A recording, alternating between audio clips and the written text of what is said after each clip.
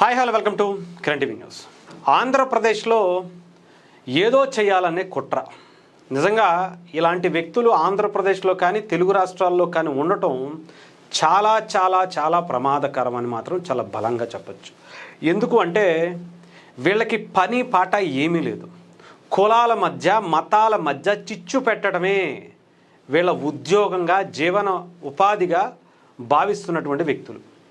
ఇక్కడ మొన్నటి వరకు చిరంజీవి గారి మీద, తర్వాత పవన్ కళ్యాణ్ గారి మీద, ఇప్పుడు హిందువుల మీద, అలాగే దళితుల మీద, అలాగే క్రిస్టియన్స్కి సంబంధించి వీళ్ళు విడగొట్టి వాళ్ళలో విద్వేషాలు రెచ్చగొట్టి ఏదో అసాంఘిక కార్యక్రమాలు చేయాలనేటువంటి దాంట్లో ఇతను ప్రధానమైనటువంటి వ్యక్తి.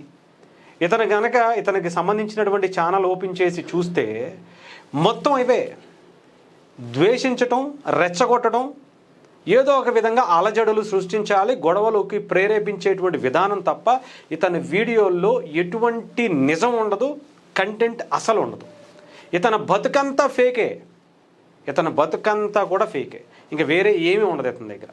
ఎందుకు ఇది మాట్లాడుతున్నానంటే రీసెంట్గా ఒక వీడియో చేశాడు. దేని గురించి అంటే మనందరికీ తెలుసు, ఆకువీడు పెదపాడులో రామాలయ నిర్మాణానికి సంబంధించి, పునర్నిర్మాణానికి సంబంధించి అక్కడ రఘురామకృష్ణరాజు గారు అక్కడికి వెళ్ళారు. దానికి సంబంధించి అక్కడ కొంతమంది పాస్టర్లు ఆయన మీద పగ పెంచేసుకున్నారు. రీసెంట్గా ఈ పుండాకోరు వేద దగ్గర మాట్లాడినటువంటి ఇంటర్వ్యూలోనే ఆయన చాలా క్లారిటీగా సమాధానం చెప్పారు. అక్కడ ఎన్నో చర్చిలను అంటే తీసేస్తున్నారట. పర్మిషన్ లేకుండా ఉంటే ఎక్కడైనా తీసేయచ్చు. ఒక చర్చ్ కానీ, ఒక గుడి కానీ, ఒక మసీదు కానీ కట్టాలి అంటే డెఫినెట్గా కలెక్టర్లతో దానికి సంబంధించినటువంటి పర్మిషన్ తీసుకోవాలి. అలాంటివి ఏమీ లేకుండా మైకులు పెట్టి మొత్తం అంతా జనాలందరినీ సావదొబ్బేస్తామంటే కుదరదు ఎవరైనా సరే. అర్థమైందా? అదే ఆయన చెప్పుకుంటూ వచ్చారు. అలాంటి అంటే అక్కడ కొన్ని కాలువ కట్టలు అన్నీ ఆక్రమించి కలుషితం చేసేటువంటి ప్రయత్నం, వాళ్ళకి అభివృద్ధికి అడ్డం కలుగుతున్నటువంటి ప్రయత్నం, ఆఖరికి ఒక ఫ్లైఓవర్ మీద కూడా దాన్ని క్లోజ్ చేసేసి వాళ్ళు ఆక్రమించేశారు, అది చర్చిలు నిర్మించేశారు. అలాంటివన్నీ అడ్డుకుని ఆయన అవన్నీ తీపిచ్చేసి దాంట్లో కొన్ని టెంపుల్స్ కూడా, గుడులు కూడా అక్కడ అడ్డొస్తే కనుక అవి కూడా తీసేయండి అని చెప్పినటువంటి వ్యక్తి ఆయన. అది ఒక గుడి ఏదో అడ్డం వస్తే ఇక్కడ రహదారికి సంబంధించి ఇలా టర్నింగ్ ఉంది, టర్నింగ్ ఉండే పరిస్థితి ఉంది, అక్కడ గుడి అడ్డం వస్తే ఆ గుడిని తీసేయండి, దానికి ఎంత అయితే ఖర్చు అవుతుందో అవసరమైతే నేను పెట్టుకుంటా, వేరే చోట దానికి ప్రాణప్రతిష్ఠ చేసి దానికి సంబంధించినటువంటి ఏ కార్యాలు ఉంటాయి ఆ కార్యాలన్నీ కూడా శాస్త్రాల అనుగుణంగా దాన్ని ఏం చేయాలో దానికి ఆ రకంగా మళ్ళీ తిరిగి ప్రాణప్రతిష్ఠ చేద్దాం, దానికి సంబంధించినటువంటి అన్నీ కూడా చూడండి. అలాగే మిగతా చర్చిలు కావచ్చు, ఇంకొకటి కావచ్చు, అన్నీ కూడా చాలా క్లియర్గా చేసినటువంటి వ్యక్తి. గతంలో ఎప్పుడు ఎవరు చేయలేకపోయారు, చాలా యాక్సిడెంట్ల వల్ల ఇబ్బంది పడుతున్నటువంటి ఆ రహదారి అంతా కూడా ఆయన క్లీన్ చేసినటువంటి పరిస్థితి కనిపించింది. ఈ పుండాకోరికి అవేమీ తెలియదు, ఏది పడితే అది మాట్లాడేస్తాడు. సరే, అక్కడ గురించి వదిలేద్దాం. నిన్న పెదపాడుకి సంబంధించిన దాని గురించి వెళ్ళిపోయాడు. మన అంతకుముందు పిఠాపురం వెళ్ళిపోయాడు. అక్కడ ఒక 2-3 పిల్లల్ని తీసుకొచ్చి ఆళ్ళల్లో విషబీజాలు నాటేటువంటి ప్రయత్నం చేశాడు. సరే, అక్కడ అది అయిపోయింది, దాని గురించి అందరికీ తెలిసిందిలే. వీడు చేసినటువంటి ఘనకార్యం ప్రపంచం అంతా బహిర్గతమైందిలే అనుకుంటే అంతకుముందు కూడా అలాంటి పనులే. కైకలూరు, ఆ తర్వాత మనకు ఒక కాపులకి ఒక కమ్మలకి మధ్య వచ్చినటువంటి ఇష్యూ గురించి కూడా మనందరికీ తెలుసు. చాలా క్లియర్గా అక్కడ కూడా కొన్ని గొడవలు పెట్టాలని, కుట్రలు చేయాలని అక్కడ కూడా ప్రయత్నించినటువంటి పరిస్థితి. ఆ ఇష్యూలో కూడా చంపేసినటువంటి వ్యక్తి దగ్గరికి, చంపేసి ఎవరైతే ఉంటాడో అతని దగ్గరికి వెళ్ళి ఒక కాపులకి కమ్మలకి మధ్య జరిగినటువంటి ఒక వివాదానికి సంబంధించి కాపు వ్యక్తి చనిపోతే ఆ కుటుంబాన్ని పరామర్శించడం మానేసి చంపేసినటువంటి కుటుంబం దగ్గరికి వెళ్ళి అతని మీద సానుభూతి వచ్చేలా వీడియోలు చేసినటువంటి ఘనచరిత్ర ఉన్నటువంటి గొప్ప వ్యక్తి అనమాట ఇతను. కుల ద్వేషి, బాగా ఉండేటువంటి వ్యక్తి అనమాట, అలాంటి వ్యక్తి. సో ఇతను రీసెంట్గా మళ్ళీ ఈ పెదపాడెళ్ళు కూడా అక్కడ కొంతమంది ఒక 4-3 ఒక లేడీస్ని తీసుకొచ్చి కూర్చోబెట్టి మాట్లాడిపించేటువంటి ప్రయత్నం చేశాడు. అక్కడ 144 సెక్షన్ ఉందని తెలుసు. అక్కడ కొంతమంది అరాచక శక్తులకి అంతకు ముందు రోజు రామాలయానికి ఏదైతే మొన్న రఘురామకృష్ణరాజు గారు వెళ్తున్నారో శ్రీరామనవమికి ముందు రోజు అక్కడ కొంతమంది గొడవ పెట్టాలని, మీరు అక్కడికి వస్తే మీరు తిరిగి శవాలుగానే వెళతారని బెదిరించినటువంటి ఆధారాలతో సహా అక్కడ పోలీస్ ఎఫ్ఐఆర్లో చాలా క్లియర్గా ఉంటే ఈయనంట అక్కడికి వచ్చిన తర్వాత గొడవకు ప్రేరేపిస్తే అప్పటికప్పుడు చెక్కలకి మేకులు కొట్టేసుకుని అప్పటికప్పుడు తీసుకొచ్చేసారట వాళ్ళు. ఈడు చెప్తున్నటువంటిది. అక్కడ చెప్పేవాళ్ళు ఈయనకి చెప్తుంటే ఈయన మనకి వివరిస్తున్నటువంటి మీరు ఆలోచించండి. ఒక చెక్కకి మేకులు కొట్టుకుని రాళ్ళు తీసుకుని అప్పటికప్పుడు ఎవరైనా వచ్చేస్తారా చెప్పండి? ఆ మాత్రం తెలియదా ఈ పుండాకూరికి? తెలుసు, కాకపోతే అక్కడ వేరే విధంగా చేయాలి.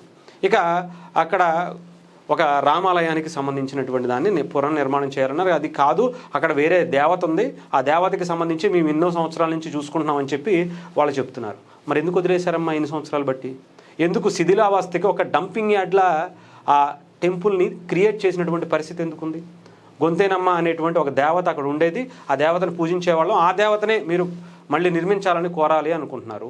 మరి అదే చెప్పచ్చుగా ఎప్పుడన్నా. మరి నిన్న జరిగేటువంటి ఈ ఇష్యూ వరకు కూడా ఆ గొంతేనమ్మ గుడి ఉంది, అక్కడ గొంతేనమ్మ సంబంధించినటువంటి దేవాలయాన్ని మళ్ళీ నిర్మించాలనేటువంటి ప్రతిపాదన మీరు అప్పుడు చేయకుండా చర్చికి సంబంధించినటువంటి పాస్ట్ అక్కడ ఎందుకు వచ్చాడు?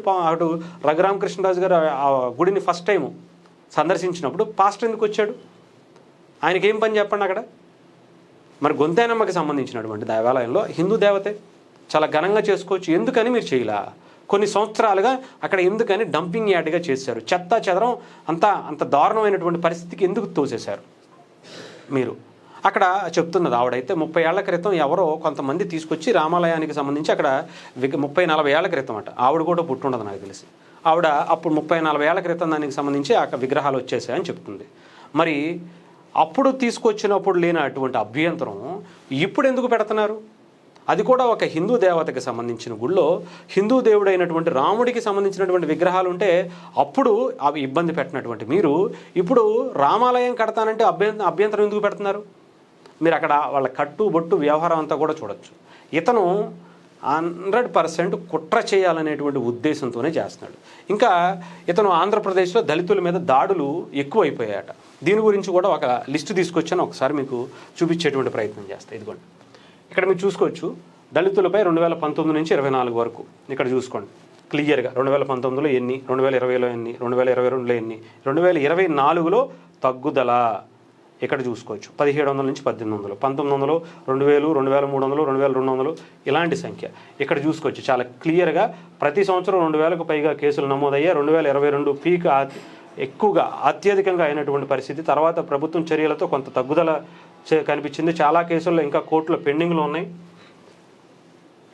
అలాగే ఇంకా పర్సంటేజ్ విశ్లేషణ ప్రకారం చూసుకుంటే కనుక ఇక్కడ మీరు చాలా క్లియర్గా చూసుకోవచ్చు. మొత్తం ఎస్సీ ఎస్టీకి సంబంధించిన ఐపీసీ దాంట్లో ఇక్కడ 5.8% ఉన్నాయి. చాలా ఛార్జ్ షీట్లు న్యాయ పరిస్థితిమైనటువంటిగా 70% సంబంధించినటువంటివి ఉన్నాయి. అలాగే ఇక్కడ కూడా చూసుకోవచ్చు 2024, 23 ఈ మధ్యలో తగ్గుదల అయినటువంటి పరిస్థితి. 2023 నుంచి 24 మధ్య ఎందుకు తగ్గింది అంటే అప్పటి ప్రభుత్వం మారేటువంటి అవకాశాలు కనిపించాయి. మారిన తర్వాత పూర్తి స్థాయిలో ఎంత పర్సెంటేజ్ తగ్గిందో చూడండి. 20 నుంచి 24% తగ్గింది అనేటువంటి గణాంకాలతో సహా ఇక్కడ చెబుతుంటే ఇదిగోండి 24లో సుమారు 24% వరకు తగ్గుదల కనిపించిందట. మరి ఈ ఎవరో ఇదిగోండి ఈ పుండాకోరు ఈ వ్యక్తిని ఏమనాలండి? ఈయన ఏ చెప్తా కొట్టాలండి? ఇప్పుడు పెరిగిపోయినాయి అంట. మరి అప్పుడు ఏం చేసావు నువ్వు? 2019 నుంచి 24 వరకు ఏం చేసావు? ఏం చేస్తావు కూర్చున్నావు? అప్పుడు దళితుల మీద ఎవరో కొంతమంది ఒక ఎమ్మెల్సీ చంపేసి డోర్ డెలివరీ చేస్తే నువ్వేం మాట్లాడావు? ఒక బీసీకి సంబంధించి లేదంటే ఒక ఎస్సీకి సంబంధించినటువంటి ఇంకొక డాక్టర్ని పిచ్చోడిని చేసి రోడ్డు మీద పిచ్చోడిని చేసి చంపేస్తే ఏం చేసావు? ఇలాంటి కేసుల మీద నువ్వు అప్పుడు మాట్లాడవు. ఇప్పుడు వచ్చి వత్తాసు పలికేసి గింజేసుకుంటున్నటువంటి పరిస్థితి కనిపిస్తుంటే వాళ్ళని రెచ్చగొట్టి అలాంటి పరిస్థితికి మళ్ళీ ఆంధ్రప్రదేశ్ని తీసుకెళ్లాలనేటువంటి కుట్ర చేస్తుంటే ఇతన్ని ఏం చేస్తారు? ఎందుకు ఇతన్ని గాల్లో అలా వదిలేస్తున్నారు ఇతన్ని?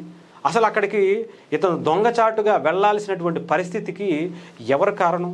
అక్కడ రెచ్చగొట్టేటువంటి ధోరణి కాకపోతే అక్కడికి వెళ్ళి ఈ టైంలో అక్కడ 144 సెక్షన్ పెట్టి అంతమందిని ఇప్పటికీ లోపలేసి వాళ్ళకి ఎవరు ప్రేరేపించారు, ఎవరు వాళ్ళ వెనకాల ఉన్నారు, ఇలా కుట్ర చేయడానికి ఇంతమందిని చంపేయాలనేటువంటి ప్లాన్ చేసినటువంటి వ్యక్తులు ఎవరని అక్కడ కోర్టులో వాళ్ళకి శిక్షకు సంబంధించినటువంటి దాని మీద అక్కడ ఎంక్వైరీలు జరుగుతుంటే ఇతను ఏం చేస్తున్నాడు?